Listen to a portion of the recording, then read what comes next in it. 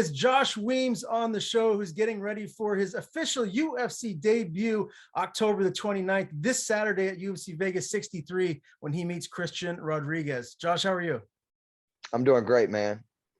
How about you? I'm doing good. I mean, I have to imagine you're doing great, right? Short notice opportunity into the big show. I know this is exactly what you wanted. Yeah, man. So I was actually on the field coaching my son's flag football team. He's 7, and it's towards the end of the season. I only got 2 more practices and 2 more games, so I had to leave out on short notice. But yeah, he called me and I said, "Hey, man, let me get back with you." And I called him back, and it was a no-brainer, man. We don't care if it's 4 days notice. We don't care if it's 4 hours notice. If I can make the wait and provide a better, have the opportunity to provide a better future for my family, that's my ultimate goal, man. Obviously, get my name out there, but I want to show my 2 young kids that you can do anything you set your mind to. How's their football season going thus far? I'm a huge football fan. Man, so it's ages 4 to 6. He just turned 7 last weekend, so he's one of the older kids. I would say him and this little girl are probably the little dynamic duo that we have. All the other kids are kind of still trying to understand the concept. But so actually what happened was I just signed up to my son to play. The coach actually quit after the second practice, and I think he had never done it before. It was just a little too much for him. And it was either we forfeit or I could step up. And I played football my whole life, and we weren't going to pay the money. And Axel, my son's name's Axel. Him and all the other kids have to suffer because the coach couldn't, fulfill his duties. But it's actually been a great experience. I've had to, work my patience, which martial arts has helped me with. But it's also something cool because my son sees me as a fighter. He looks at me like Superman, and then now he's like, "Dang, Dad, you're coaching my football team now." So it's pretty cool. I enjoy it. We're not doing great as far as wins and stuff like that, but we're having fun. We're starting to get better every Saturday as a team. But yeah, we're good, man.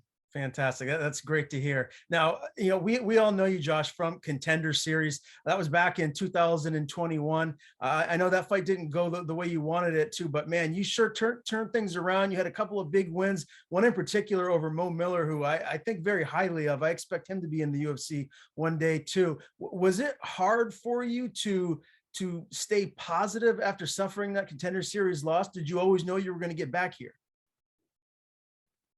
Man, I've always known it. I just knew it was a matter of time, man. I don't know. I won't take no for an answer. I've been literally pushing hard my whole life. I mean, my teammates, that's why my nickname's Wide Open. I don't stop, man. I'm always going. And I may be one of those guys who overtrain, and but it's a selfish sport, and man, this is what it takes to get to the top. So yeah, it was no second guessing. I knew that we need to work some punch block defense, and that's all I've been working. Punch block defense, man. We've been really honed in on that. I feel confident, man. I feel like it's I've learned from my mistakes in every fight, man, and in every win. Actually, you're not you're supposed to learn off your wins as well. We're our own worst critics, and with a great team, we tweak something off of every win or lose. And some of our teammates may lose, and I've grown off of Jonathan Jackson, one of my closest teammates. He's lost by 2 good wrestlers, and I think that's why I did so good against Tiago Bonanina and Mo Miller. I'm a confident character anyway, or I wouldn't take a fight on 4 days notice. I mean, I fought Roy Jones Jr.'s, prodigy from Sweden on 2 days notice, and he outweighed me by 25 pounds. He was 11-0 as a professional. I actually was called to judge the boxing matches. And then they called me back the next day and said, "Hey, Roy Jones will offer you this amount of money." And it was good money. And I'd never boxed before, as far as, professionally. We train in big gloves all the time. But that we were just talking about confidence. I'm a very confident kid. I come out, so yeah, I don't think my confidence didn't get knocked. I guess I brought that up because of the confidence thing. I fought a guy that 11-0, 11 knockouts. He was, Roy Jones Jr.'s prodigy on 2 days' notice. So, like I said, we'll take it on 2 days, 4 days, 4 hours. We don't care, because, like I said, we've been constantly growing. We've been trying to catch up with the sport. I'm just as big of a fan as I am a fighter. I watch and I learn so much, and then been traveling out to different schools like James Krause's gym, Greg Jackson's gym. So yeah, man, just putting it all together, man, and that's what I'm looking to do Saturday, man. So you did mention that you're a fight fan, so I got to ask you. UFC 280 was just last weekend. What were your thoughts on the bantamweight bouts? Obviously, the whole Dillashaw situation, and then O'Malley beating Jan. Or a lot of people feel like Jan should have won. It was one of those, man. I don't care. It's a personal, however you looked at the fight. I look at it as Sean created more damage. But I looked at it like Jan was ready to continue to fight. He was good. Yes, it was only scheduled for 3 rounds, but his energy was there for 2 more, like the champ. You know what I mean? I'm not gonna lie, I was pulling for Sean O'Malley. I love that he's a crisp striker. He's very accurate, and he puts power down too. Um, I thought it could have, like, one of, judges, it goes either way. It's how did you score it on control, and pressing the fight to him, octagon control, or did you, on the damage? Because yeah, Peter caught him with a couple shots, but it wasn't anything that hurt him that bad. You know what I mean? It was more to me like Sean O'Malley did the damage. He split him open. He caught him with a couple good straights. And I mean, good kick setups, just a couple different little things that were good. But honestly, I thought Jan should have won, in my opinion. Just because I think it would have done better for Sean's career. I think that Sean, taking a little split decision loss.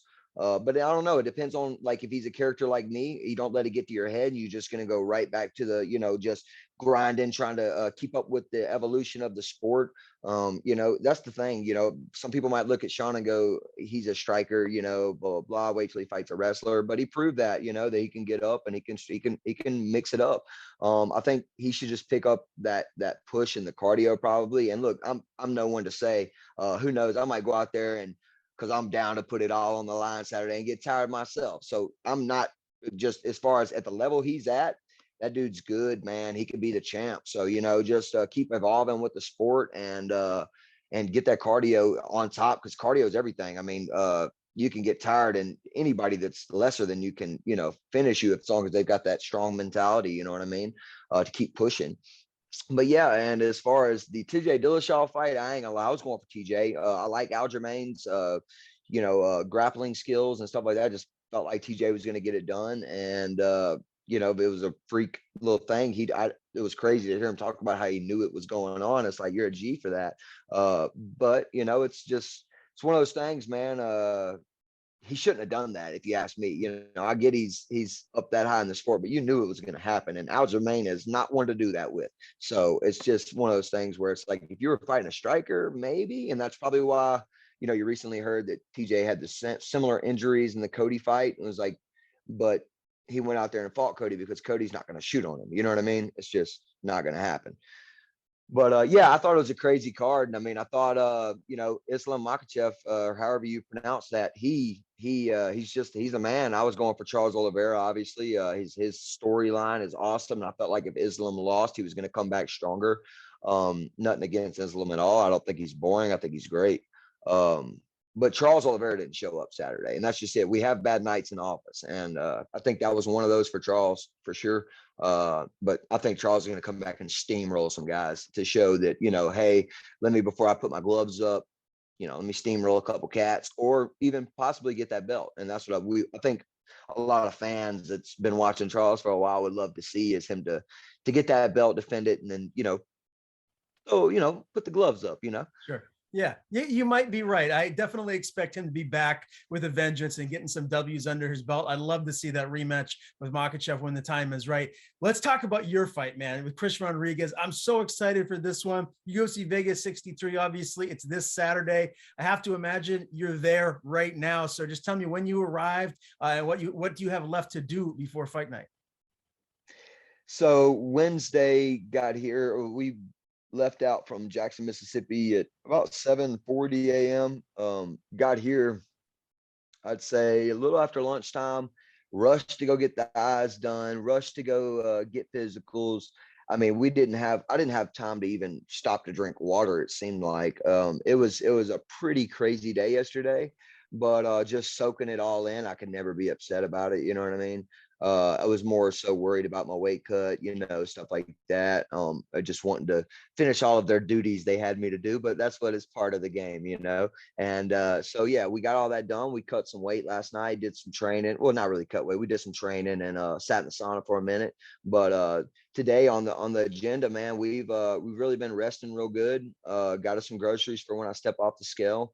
Um, Man, I'm going at about 6 o'clock and I'm getting PT, just some stretching stuff. The PI's got set up, and then I got uh cage set up at 7 to 8 for an hour session at the PI, and then we're gonna do some sauna work to get all this weight off. But like I just checked myself after lunch, and I was only 46.6, woke up at 46. So I'm in good shape. I'm normally maybe 44, but pound or two is not going to be nothing. I'm down to go through the bad stuff to make this work. And I know how to refuel my body good. So I think I'll be good as far as my refueling process and all that good stuff, especially with the help from the PI. And is this a 4-fight deal that you signed?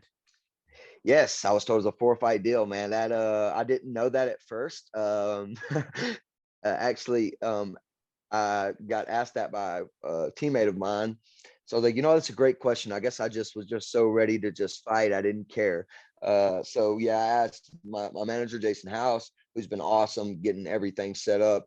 And yeah, he was like, yeah, we got a 4-fight deal. So it's just so much sweeter, just because I'm not getting to see y'all. The world's not getting to see my full potential on a 4-day notice, but they're going to see me. They're going to see me, and I feel like they're going to get a glimpse of that, and I'm going to put it all on the line. I feel like I'm going to test this kid. He's never fought anybody like me. I move different, man. I just move different. And Garrett Armfield is not a Josh Weems, so you was getting ready for a completely different character. And I got respect for Christian Rodriguez. He's from a great school. I think he's been in the sport a long time. His only losses to a guy in a weight class above him. Kudos to him. But uh, he's in my way, and I feel like I got some stuff for him that I've seen from his last fight, and we'll work that, man. I've got different things. Obviously, I've been in this sport for 10 years, so I'm a mixed martial artist. I'm not afraid to wrestle him. I'm not afraid to get him against the wall, make it ugly, or strike. The kid's a good striker, so we might have to kind of mix it up and make him think about a shot and hurt him. That's the game plan, man. Really put it on him. I was looking at the odds before I started this interview with you, and you're a little bit of an underdog, plus 250-ish, I believe. Does that kind of stuff motivate you? Does it put more of a chip on your shoulder? If they had me as the favorite, it'd be a little funny. But yeah, just because of the simple fact of he's already, he's in the UFC. He lost a decision to a pretty good fighter, I would say. And I'm taking this on 4-day notice. He's the one that had the camp for it. So I don't care what the odds say. I don't care. I'm ready to go out there and just show a piece of myself to the world, man. It's awesome because there's going to be a lot of eyes tuned on it, man. And that's really what it's about, man. Just really, I'm not going to go in there and hold back. That's for sure. I'm not going to go in there and be like, oh my gosh, I have to be safe. This is a 4-day notice fight. No, I'm wide open for a reason. I'm going out there to fight, man. I'm going out there to fight. And if he's, yeah, if he leads an opening, as you can see in all my other fights, I'm not normally winning them. I'm like, trying to run my footwork. I'm counter striking, of course, getting off of good leg kicks and stuff like that, but I always end up getting taken down and have to use my jujitsu. So he's got to be on point. Don't make no mistake, because I will capitalize for sure. That's what I do believe in most of all, even if I was not in shape, which I am in shape. Ultimately, how do you see this fight ending, Josh? When you visualize it, how do you see yourself getting your hand raised here? He's gonna get frustrated with my striking, and he's gonna shoot on me, or I'm not being like I think he could possibly clip me, and I'm going to be good. I'm going to be on my bike. I'm going to shoot on him, but I say submission by the second round. I think if he makes a mistake in the first, I'll catch it early while we're dry. I'll take that neck home or whatever. I told my buddy Nick, is this something he can see before the fight? Oh yeah, I'm gonna Possibly. get this up soon. Okay. Yeah, I don't want to give off too many of my tricks, but we're gonna have some tricks for him for sure. Like I said, I respect him. I think he's good everywhere, but I don't think he's fought anybody like me. So I'm excited to get to solve that riddle on Saturday. And like I said, no pressure, man. We get 3 more afterwards, and I'm not looking at it like that. I'm fighting just like my coach Johnny Little tells me. I'm fighting this fight like this is the last fight I'll ever get to fight, man. And I truly do that before walking in that cage. I kiss my kids goodbye. I always tell my wife I love her. I act like I'm dying in that cage to come out, because if there was no ref there, you never know, you know what I mean? And that's the mentality some fighters need to get into going out there. And I do need to do that. I don't need to think about the next fight. It's this fight right here, so. I cannot wait for it, my man. Again, it's this Saturday, October 29th, UFC Vegas 63. Josh, great interviewing you for the first time, my man. Before we do sign off, I want to give you the floor. Please tell people where they can follow you on social media. If you have anyone to thank, any sponsors, the floor is yours. Man, yeah, Grapple Jiu-Jitsu out of Mississippi. They've sponsored me my last couple fights. I'd like to thank Glass Plus LLC. They've helped me out a ton over the past couple camps. Clayton Pitts, my chiropractor. Derek Cumberland, he's a physical therapist, massage therapist. He's been helping me for last 3 fight camps. Man, I've had a tremendous amount of support from the Mississippi community, and all of y'all, Mississippi fans, friends, like y'all motivate me so much, man. I can't wait to show y'all all the hard work on Saturday. And yeah, you can follow me on Instagram, Wide Open Weems 12. I'm terrible with it. I'm getting better. I promise you, I'm going to be better after this Saturday. I'm buckling down. So please come follow me, help me out. I'm on Facebook. You can hit my personal one, Joshua Weems, or my fighter page, Joshua Wide Open Weems. Add me on both. I don't mind at all. I also have a Twitter. I have to ask my good friend right here. What is my Twitter stuff? He just created me one, so we're trying to get it better. Joshua Weems MMA. Joshua Weems MMA on Twitter. So y'all please go like, follow, share it, please. That would help me out a bunch. And I just want to give a shout out to my team, Killer Bees Jiu-Jitsu and Black Cells MMA. It's been 10 years in the making. We've been grinding together, blood, sweat, and tears for so long. We've all got kids together now. We have kids of our own, and it's been great, the journey. And we've always said we would get here. And I just want to, stay here. So I'm going to show that on Saturday. I just want to thank my team. I want to thank my other team, Primal Jiu-Jitsu. It's just, I've got 3 good teams in Mississippi, and they've really stood behind me forever, man. And just the community, it's been great, man. So I appreciate everybody. Y'all please go like, follow, share, and yeah, man.